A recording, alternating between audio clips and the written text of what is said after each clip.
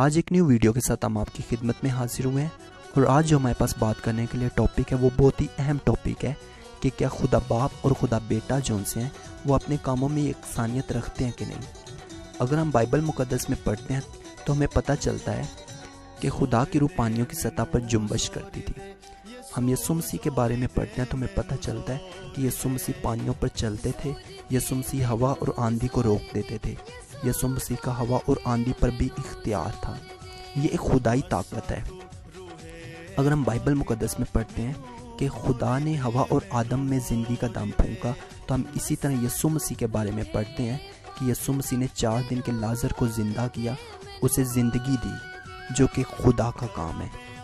اگر ہم بائبل مقدس میں پڑھتے ہیں جس طرح باپ اپنے میں زندگی رکھتا ہے، اسی طرح بیٹا بھی اپنے میں زندگی رکھتا ہے، یعنی کہ سیلف ایگزسٹنٹ ہے۔ ساری مخلوقات کو زندگی کی ضرورت پڑتی ہے، لیکن خدا باپ اور خدا بیٹے کے بارے میں ہم بائبل مقدس میں پڑھتے ہیں کہ سیلف ایگزسٹنٹ ہے، انہیں زندگی لینی نہیں پڑتی بلکہ یہ زندگی دیتے ہیں۔ پرانے عہد نامے میں میں ہوں کا نام خدا کے لیے استعمال ہوا ہے، اور نئے عہد نامے میں میں ہوں اور خداوند جہاں کہیں پر آیا ہے یعنی کہ یسوع مسیح کے لیے استعمال ہوا ہے۔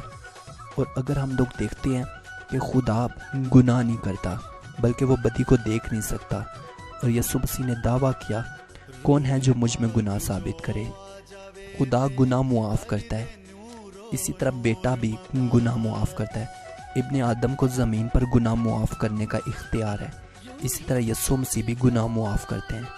اسی لیے ہمیں خدا ان کے کلام کو جاننے کی، سیکھنے کی، سمجھ۔ ویڈیو اچھی لگی تو ویڈیو کو لائک کریں، چینل کو سبسکرائب کریں اور بیل آئیکن پریس کرنا نہ بھولیں۔ And thanks for watching.